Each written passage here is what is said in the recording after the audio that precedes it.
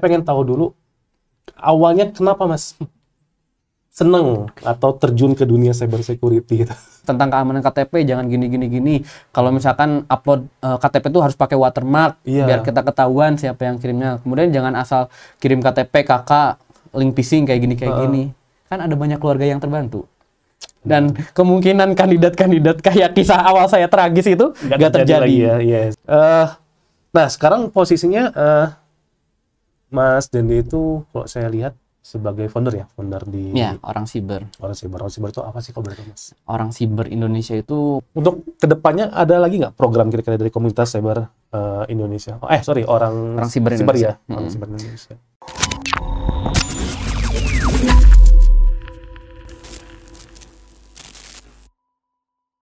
Programnya kita konsisten sih Kang, kayak apapun itu kegiatannya. Yang penting kita ingin memperluas pasar cyber security. Janganlah misalkan yang punya perusahaan-perusahaan cyber security nih bersaing memperebutkan pasar yang cuma 2% misalkan ya. Yang mending ya perusahaan cyber security mulai support nih komunitas-komunitas daerah, buat event-event di daerah, event-event nasional, komunitas, biar mereka tuh merasa dihargai gitu. Nah, kemudian bikinlah program-program buat bug hunter, misalkan program-program bounty, walaupun sekedar sertifikat juga itu sangat bagus tuh buat portofolio. Jangan cuman diri doang gitu ya. Ajak ngobrol. Bagusnya sih ajak kopdar gitu ya. Iya, bagus. Nah, ajak kopdar, tanya celahnya, cara perbaikannya gimana. Kan itu jadi bukan toxic ecosystem gitu. Janganlah misalkan antara komunitas saling serang atau misalkan antar perusahaan saling nyinyir. Jadi lebih ke kita tuh saling support gitu ya. Karena pasar tuh kecil banget gitu cyber security tuh. Saat ini mah kecil. Mending bareng-bareng yuk kita, ya kalau bahasanya di orang siber tuh gerakan Indonesia Sadar Siber Kang. Ya kita terus-menerus mungkin apa sih yang ingin dilakukan ke depannya, mulai dari kita buka volunteer juga, bikin webinar rutin. Kemudian kita buka kelas-kelas gratis gitu ya, yang memang tadinya berbayar, terus kita gratiskan. Misalkan saya habis ikut kurs nih, saya gratiskan kayak ajarin ulang. Secara langsung kan saya learning, saya sharing gitu, dan saya belajar lagi gitu. Dan itu belajar terbaik adalah ketika kita sharing ke orang lain kan. Betul. Pasti nggak lupa ya ilmu yang kita dapatin itu kan ya. Nggak lupa. Terus kita juga open kerjasama Kang buat komunitas. Butuh pembicara, butuh media partner, community partner. Kadang mungkin komunitas cyber security itu mahal. Pembicaranya mahal. Ya nggak usah mikirin itu. Di orang siber kita bantu gitu ya. Ya maksudnya kita bantu dan nggak usah mikirin ke sana gitu. Kita bisa bantu secara free atau misalkan biasanya kan harus ada yang dikeluarin, silakan mau donasi gitu ya buat operasional, silakan. Mau misalkan Kang saya ingin sharing tapi misalkan dana dari BEM tuh nggak ada, ya nggak apa-apa, sharing aja dulu kan, niatnya sharing. Kan it's community gitu, bukan it's business gitu. Itu sih kelebihan dari komunitas ini. Walaupun sebenarnya kita juga dukung juga bisnis Kang, misalkan kadang ada mau donatur nih, ada donatur dari perusahaan A misalkan ingin bikin event bareng. Nah, mereka kan pasti ngasih ke kita buat operasional. Ya kita juga welcome karena kita nganggapnya mereka peduli gitu ya komunitas yang tadi saya singgung gitu ya. Janganlah dukung event sesama bisnis aja gitu ya. Masa cuman perusahaan dukung perusahaan aja, komunitasnya juga didukung. Karena kalau misalkan di komunitas itu udah ngerangkul semuanya udah banyak, nanti ketika kamu kelihatan bagus nih si bisnis itu, pasti akan dihargai gitu. Ataupun contohnya saya orang komunitas nih punya di komunitas ada volunteer, namanya si Asep lah. Asep tuh volunteer. Nah si Asep tuh lagi bikin event di orang siber nih. Eventnya itu tentang workshop OSIN lah di orang siber gratis free. Dapat sponsor nih dari perusahaan. Contoh nih Cyber Army nih, Cyber Army contoh. Nah nanti suatu saat si Asep lulus. Kemudian si Asep kerja di mana nih? Misalkan si Asep tuh kerja di Google nih. Wah, butuh nih perusahaan aplikasi buat vulnerability assessment nih. Nah, pasti yang pertama si Asep promosiin Heliumnya Cyber Army. Karena dia merasa dihargai oleh Cyber Army ketika dia berjuang di komunitas dulu. Ya, makanya itu pentingnya. Saya selalu bilang gitu. Kadang ada event-event yang ada stage gitu ya, yang sponsor gitu, mereka harusnya iklanin saya, malah saya iklanin balik. Saya tanya, udah pernah sponsorin komunitas belum? Maksudnya nggak perlu, misalkan nggak harus orang siber tapi komunitas yang dekat, misalnya yang di daerahnya. Nah kayak di Jogja itu full di support. Ada salah satu perusahaan yang support gitu di sana. Nggak satu sih, banyak tuh perusahaan tuh support si gitu. Makanya kayak waktu itu tuh konsumsinya kan biasanya event-event seminar yang ada konsumsi suka bayar ya. Iya pastilah. Pasti. Ini nggak ada kan sama sekali. Ada snacknya, ada ruangannya. Semua, nggak sewa gedung, nggak sewa ruangan. Ya kenapa gitu? Itu kan bisa jadi wakaf ilmu ya bahasanya. Iya pasti, betul. Nah, orang-orang itu yang mereka udah, itu pasti ngajak orang-orang baru kan? Pasti. Nah, orang-orang baru tuh menjadi pasar baru kan? Betul. Nah itu loh gitu, di sekarang tuh jangan terlalu sibuk berkompetisi. Tapi kita juga perlu kolaborasi. Iya. Itu sih. Ternyata, ya itu ya, kenapa bisa dibilang Jogja itu tadi? Dan di the home of cyber security itu ya, karena memang komunitas di sana itu keren, mulai dari ya komunitasnya, kemudian supportnya, gitu kan. Mereka udah lingkungannya juga, ekosistemnya udah jadi itu loh. Iya betul. Berarti target berikutnya kota apa nih? Kelahiran. Sini. Di sini siap saya mah kalau diundang. Saya belum, karena ya saya langsung to the point aja. Di Bandung tuh mungkin kalau ada stok atau ya misalkan chat saya atau DM di IG orang siber, kita kolaborasi, kita angkat nih komunitas cyber security yang ada di Bandung atau di daerah-daerah lain.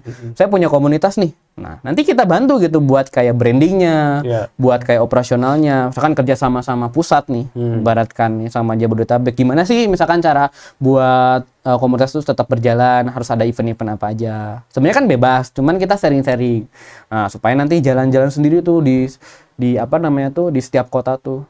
Karena kalau kita cuma ngadain seminar-seminar di Jakarta, iya sih, yang kasihan yang ada di pelosok ya. Walaupun sebenarnya mungkin udah ada program-program ya dari pemerintah, dari swasta yang ke daerah-daerah. Tapi ya memang yang berjuang jangan pemerintah doang. Betul. Kita juga harus berjuang dari komunitas. Dari komunitas juga. Nah, keren sih kalau saya lihat misi dari orang siber ini. Kalau boleh tahu, secara pribadi aja misalkan ya, boleh secara pribadi atau secara orang sibernya sendiri, cita-cita ke depannya mau terkait dengan cyber security di Indonesia itu mau kayak gimana sih? Ya. Kalau saya misalkan ya, saya mau pengen ya semua, mau pemerintah, mau swasta, mau dalam tanda kutip kelas masyarakat kelas atas, bawah, menengah, itu ya harus sudah mulai melek awareness. Kalau saya sih lebih ngincernya ke awareness ya. Ya, setuju. Nah, lebih awareness-nya aja. Masalah teknis nanti mungkin ada bagian orang-orangnya lagi lah. Gitu. Ada orang-orangnya. Mungkin semuanya saya gitu kan. Iya. Karena cyber security itu kan hak bagi semua orang ya. Iya, hak semua orang. Semua orang berhak menikmati gitu. Betul. Ya. Walaupun secara teknis mungkin eksklusif ya bahasanya. Tapi kalau secara orang awareness tadi yang akan bilang gitu. Terus apa sih harapan ya visi misi? Kalau secara komunitas, saya tuh pengen gitu ya, setiap daerah tuh punya komunitas cyber security. Nah, mereka punya event masing-masing, atau misalkan bareng Karang Tarunanya, disisipin di kegiatan gubernurnya. Karena mau gak mau, ke depan itu semua digital ya Kang? Pasti, betul. Semua digital.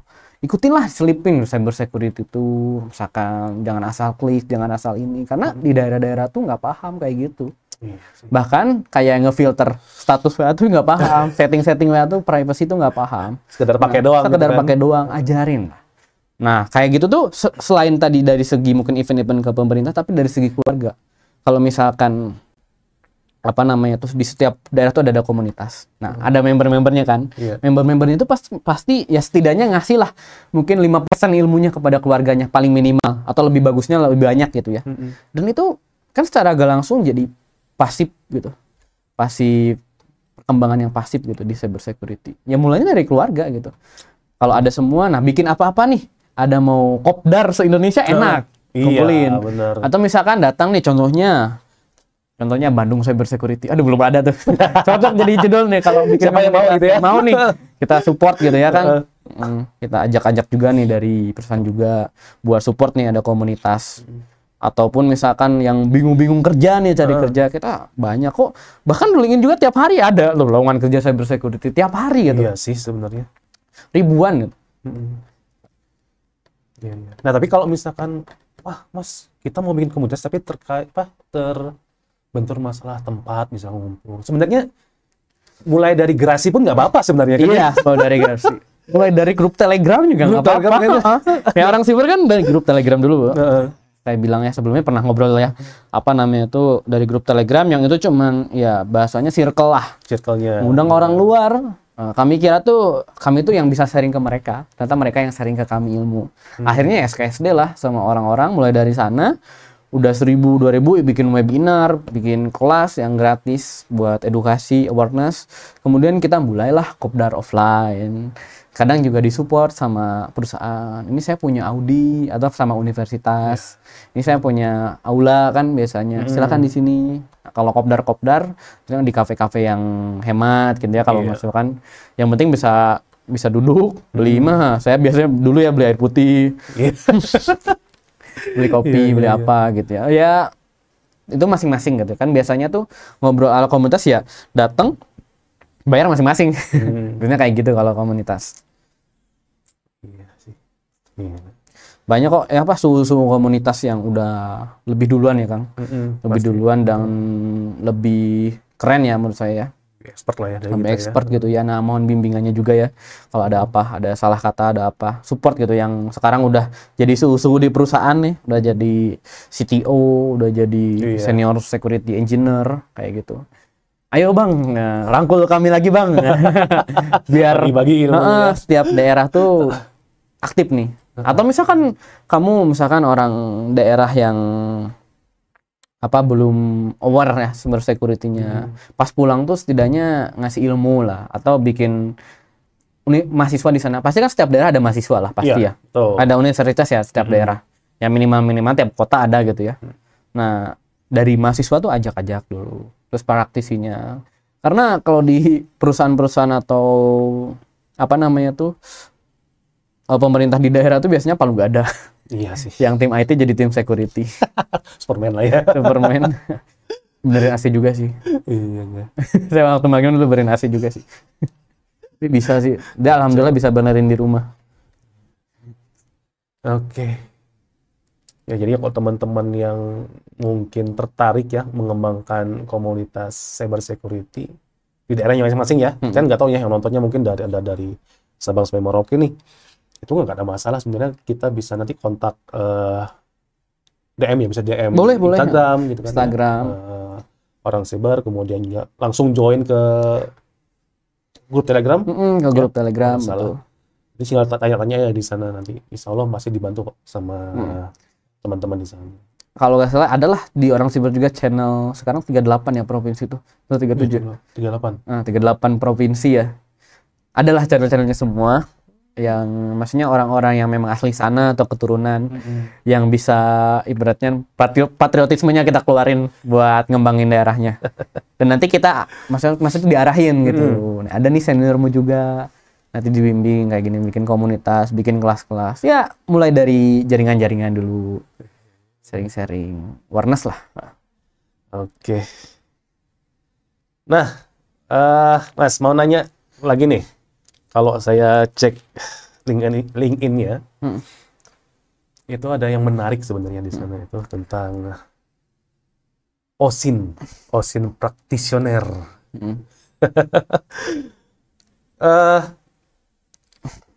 Nggak tahu ya, kalau saya salah dikoreksi aja Mas ya. Nggak apa-apa. Pemahaman saya itu OSIN itu dia itu nggak hanya fokus di cyber security. Kalau yang saya pahami. Karena kalau kita belajar OSIN itu dia bisa dipakai di salah satunya cyber security, kemudian juga di contohnya di marketing misalkan, atau misalkan di HRD misalkan dan seterusnya. Jadi nggak hanya berlaku di cyber security, benar nggak sih? Setuju, benar ya. Benar. Nah, sepakat ya. Nah, kenapa dalam tanda kutip ya, Mas Edi melabelkan bahwa Mas Edi adalah OSIN practitioner? Oh, kenapa ya? Kenapa nggak cyber security practitioner misalkan? Kenapa OSIN gitu? Cyber yang security. diangkat itu. Kalau cyber security-nya di LinkedIn apa? Cyber security aktivis ya saya bilang. Oh iya, aktivis benar. Karena ya tadi itu komunitas udah kejawab ya semuanya. Ya, konsep aktivis lah pokoknya ya. Oke. Nah, kalau misalkan kenapa OSINT practitioner, memang awalnya balik lagi ke tadi, Kang. Kenapa data saya bisa didapetin? Tetap alasannya itu ya. Merucut ke sana. Walaupun saya belajar semua, kayak belajar pentest belajar, forensik belajar, kemudian insiden respon, SOC monitoring, kayak gitu, CM kayak gitu belajar juga. Cuman kan baiknya ya ini, mungkin dari sesepuh juga, dari para guru dosen juga bilang, kamu juga harus punya spesialisasi. Setuju. Gitu. Setuju. Jangan belajar semua tapi nggak punya satu. Boleh belajar semua tapi satu gitu. Nah, saya udah mulai dekat ke sana tuh, Kang. Nah, OSINT practitioner ya kan OSINT open source intelligence ya kan. Sebenarnya ini bisa bukan hanya ilmu cyber security, tapi ini ilmu intelijen juga, Kang. Intelijen. Jadi di internet secara terbuka open source, intelijen untuk mengumpulkan informasinya yang ada di open source itu. Nah, di sana tuh ternyata kalau dari Pastor Galindo itu, yang salah satu jurnal yang saya baca orang Spanyol, dia bikin OSINT itu adalah gold mine. OSINT itu adalah tambang emas. Kita bisa gali gitu. Dengan cara apapun, mau manual, mau tools gitu. Nah, seru gitu, Kang, di sana kita bisa untuk mengamankan. Saya sebelum belajar nggak ngosinin orang, tapi OSINT diri sendiri. Oh. Saya dapat data pribadi saya hubungi si penyedia webnya, saya email, ini data saya di web ini, tolong dihapus berdasarkan undang-undang ini. Atau misalkan kalau dia perusahaannya luar, ya misalkan di Eropa, GDPR betul. Nah, ataupun di Amerika undang-undang terkait ya, cantumin. Kalau di Indonesia kan nanti kita mau bentar lagi operasional UPDP itu. Oh iya, betul. Kalau sekarang masih UITE kan, dilampirin tuh, ini berdasarkan undang-undang ini, saya berhak untuk mengajukan penghapusan data di website Anda. Nah, kalau itu nggak bisa nolak lagi. Tapi jangan nodong, woi, hapus data gua. Kayak gitu. Cara halus lah ya. Cara halus, tetap kesopanan itu dimanapun. Etika itu dimanapun supaya kita dapat dihargai. Nah, dari sana tuh, ini OSINT tuh menarik dan belum banyak orang yang kesini gitu kan. Betul. Dan ini juga berjalan selaras dengan aktivis tadi, cyber security aktivis. Jadi untuk mengamankan data diri kita juga harus tahu. Ibaratkan, kalau kita misalkan lewat jalan, ini jalannya depan cyber admin nih, tiba-tiba ada begal. Nah, kita harus tahu dong, begalnya itu biasanya ada di posisi mana, dia bawa parang apa, cara nusuknya gimana, berapa orang. Nah, kita harus tahu kan metodologi begal itu supaya kita dapat menghindar. Betul. Bukan untuk jadi begal. Nah, begitupun tadi yang OSINT itu kita ngajarin supaya kita bisa melindungi diri. Walaupun OSINT itu bermata dua. Bermata dua. Pisau bermata dua. Iya, bisa bermata dua ya, bisa kemana. Tapi ya, balik lagi ke sana. Mungkin orang yang menggunakan itu untuk kejahatan nggak mau OSINT ini disebarluaskan. Ibaratkan gebrakan buat orang-orang. Tapi kalau buat ranahnya cyber security awareness, aktivis, pengen untuk OSINT ini biar semua orang tuh bisa ngepoin diri sendiri. Ada salahnya di mana, rumahnya tuh bocornya di mana, biar segera tambah lagi gitu. Nah, practitioner karena saya juga kalau misalkan open buat kontrak kerja yang terkait OSINT gitu, Kang.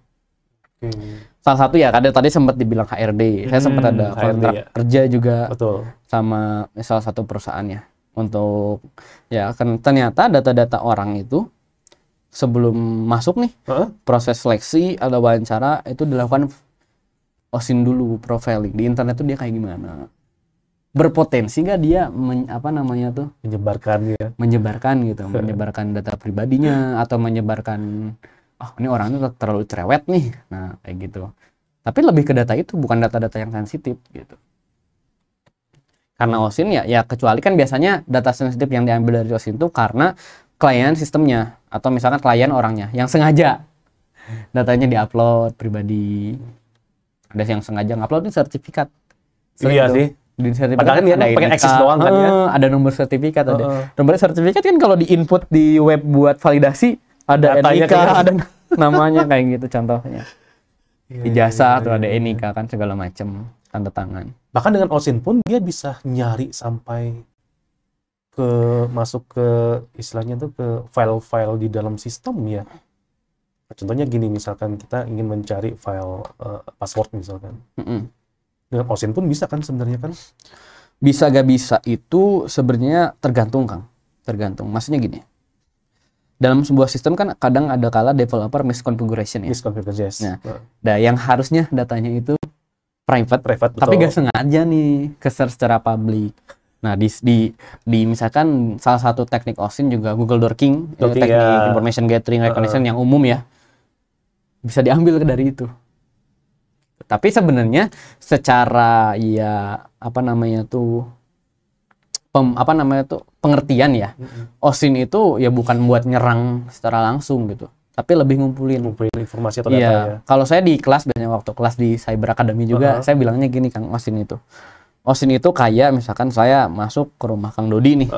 Bukan masuk, lewat ke rumah Kang Dodi. Saya lihat di rumah Kang Dodi itu ada jemuran, kemudian ada pintu motor, gentengnya bocor, pintunya misalkan pintu engselnya bocor. Nah, saya lewat doang, saya sekedar tahu kan lihat gitu. Nah, terus tapi kalau misalkan beda lagi cerita, kalau saya tiba-tiba masuk, Kang ini bocor, lu ngapain, lu siapa masuk gitu kan? Apalagi kalau Kang ini saya bawa dulu ke rumah, saya benerin TV-nya ya Kang, atau ambil TV-nya, ambil barang-barang bengar harganya, nah, itu jadi ilegal ketika digunakan pada saat itu. Berarti tetap ada scope-nya ya? Ada, makanya ada di silabusnya Cyber Academy kemarin 2 kelas itu. Saya coba selain bahas teknis sama praktikal dan teori, saya bahas hukumnya juga Kang. OSINT law bahasanya tuh. Kalau bahasa saya OSINT law. Karena itu benar-benar kayak rebuild sendiri silabus ya. Ya silabus kita build sendiri OSINT law, sejauh mana OSINT itu dipakai dengan pengertian-pengertian sederhana kayak tadi. Yes. Karena kalau misalnya terlalu teknis kan di website itu di bagian page ini jangan. Page ini kan itu kurang ya paham ya kalau bagi masyarakat awam. Sedangkan kalau perumpamaan kayak tadi itu lebih mudah dimengerti. Oh berarti kalau misalkan kita dapat data pribadi dari sebuah website itu kita ya lagi ngosin. Tapi kalau kita mempergunakan data itu atau sampai menyebarkan data itu, nah itu baru kejahatan ilegal. Karena yang ikutan belajar OSINT itu juga kan nggak tadi ya. Karena ilmunya bukan hanya fokus di cyber security, yang ikutnya juga kan nggak hanya orang cyber security. Iya, yang kemarin juga, kelas kemarin ada HR juga ada HR. Oh, ada juga ikut? Ada, kemudian dia baru ngakunya pas udah chatan sama saya. Oh gitu? Dari pemerintah ada, aparat ada, dari swasta, bagian psikologi ada, profesor ada, guru besar kan ada. Cuman dia nggak mau Oke. Berarti semua kalangan ya? Semua kalangan Kang, maksudnya yang kesana gitu. Itu sih sebenarnya zaman sekarang, apalagi ya namanya media sosial segala macam itu kan orang udah nge-share-nya kadang-kadang nggak pakai mikir ya. Enak aja, makanya dibilang gold mining ya. Gold mine ya. Gold mine gitu ya. Semua informasi data itu nggak bisa dapat dari sana semua. Iya. Saya juga senang baca jurnal-jurnal. Sekarang udah banyak yang jurnal OSINT. Balik lagi. Yang mau skripsi. Oh ya. Angkat OSINT tuh. Kan gold mine tuh. Jadi aja Pastor Galindo gold mine. Itu muncul. Jadi dia bikin penelitian. Dia jelasin tuh semua judulnya tuh. OSINT bisa digunakan buat cybercrime investigation, buat nyari. Bahkan kita waktu di Cyber Academy kan ada prakteknya, ada ujian akhirnya. Oh ya, ada ujian akhirnya. Nah, ujian akhirnya kita investigasi aktor yang jual beli data pribadi dan ketemu. Setiap orang analisisnya beda-beda. Karena OSINT itu bukan ngelatih ini Kang. OSINT itu bukan ngelatih penggunaan tools. Tools itu hanya membantu. OSINT itu ngelatih daya analisis. Ketika kita udah ke-trigger, kita akan lanjut lagi. Makanya saya selalu bilang, Mas Dindi, apakah OSINT ini perlu tools atau enggak? Harus ada tools atau enggak? Ibaratkan kayak gini, OSINT itu ibaratkan kamu makan. Nah, kamu makan, nah OSINT itu adalah sendok. OSINT itu adalah tools itu adalah sendok. Terusnya makan itu OSINT. Nah, ada pakai sendok ataupun pakai tangan, kamu masih bisa makan. Iya, masih bisa makan. Sebenarnya hanya berbekal Google Dorking aja, Google aja, itu kita bisa menyelam di sana. Tanpa tools juga. Mungkin toolsnya Google itu mungkin ya. Iya, tanpa tools. Mungkin lebih advance-nya juga banyak banget, Kang. Maksudnya kelas-kelas atau materi OSINT kayak dark web OSINT ada tuh. Oh iya, lebih jauh tuh. Pernah dengar itu. Kemudian OSINT yang memang khusus buat analisis rumit itu dikolaborasiin sama machine learning. Nah, itu data itu divisualisasiin. Yang tadinya kita manual, itu dibuat secara visualisasi. Itu lebih mudah dipahami. Jadi kita kemudian kayak API dari beberapa platform atau tool OSINT tadi, itu disatukan dalam satu software. Bagus nih kalau misalkan Cyber Army mau bikin tools itu gitu. Wah, saya siap ikut kolaborasi nih. Kalau misalkan juga nih. Kan udah ada Helium nih sekarang. Tinggal di ini ya, integrasikan ke sana. Jadi ketika kita nyari nih, contohnya Dendi, muncullah data-data terkait Dendi. Jadi dalam satu klik gitu. Iya. Sebenarnya OSINT ya tadi ya terkait OSINT itu. Daya analitik, daya investigasinya mungkin ya, yang harus benar-benar diajarin gitu ya. Karena kan kalau dari bicara logik seseorang itu kan tadi ya beda-beda ya. Beda-beda. Tapi justru karena beda-beda, hasil yang ujian akhir itu beragam, Kang. Bahkan ada yang di luar expect saya. Oh ya? Analisisnya dan nyambung. Dan akhirnya ya tangkap sampai data sosial medianya. Cuman awalnya itu berdasarkan username yang ada. Bahkan kayak web yang udah ke take down, itu masih bisa kita lihat. Iyalah, mungkin teman-teman ada yang penasaran nggak nih? Kelasnya OSINT. Punya rencana nggak, Kang? Bikin kelas, live class lagi nih? Gas aja saya mah gitu ya, open gitu ya buat sharing-sharing mah gitu ya. Tahun depan ya? Gas. Mau kelas bentuknya, gas. Atau misalkan di universitas mau sekedar webinar, seminar, juga buat awareness. Apalagi kan itu memang tujuannya komunitas ya.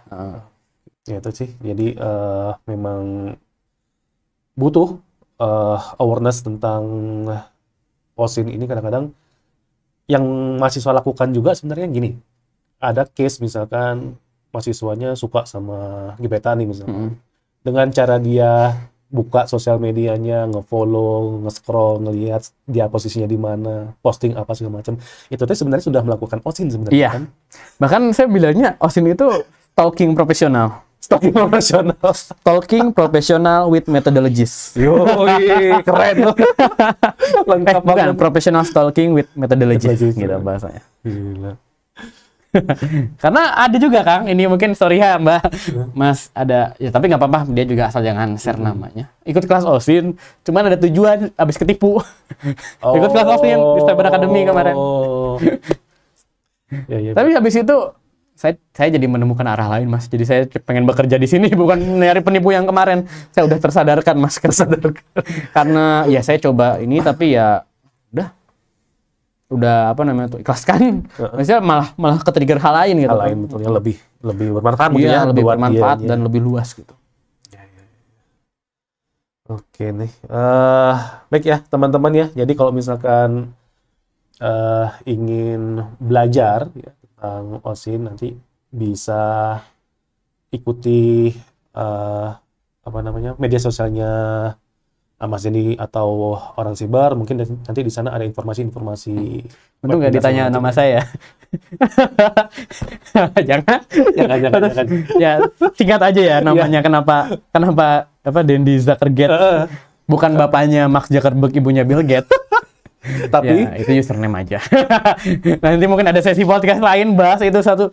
Itu boleh. Kang bisa satu sesi podcast lagi itu bahas itu ya. Kita bahas itu ya. Nanti oleh nama panggungnya gitu. Ya. Jadi kalau nyari saya di internet bisa di username @orangsiber tadi ataupun @Zuckerberg tadi. Zuckerberg itu ya. Karena itu baru saya sih yang pakai itu. Ada sih plesetan juga jadinya.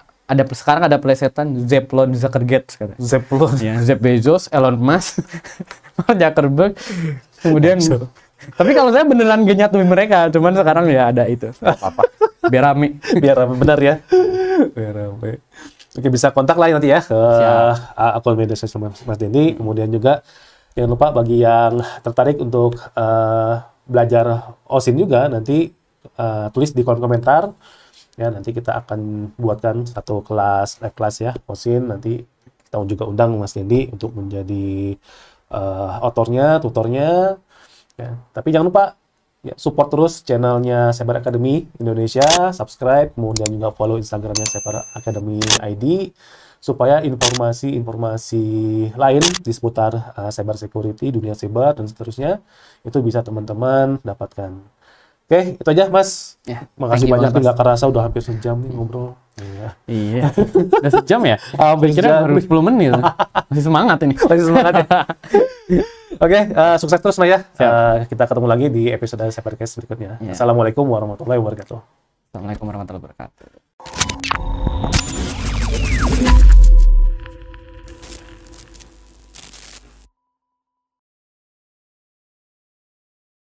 Belajar cybersecurity hanya di Cyber Academy.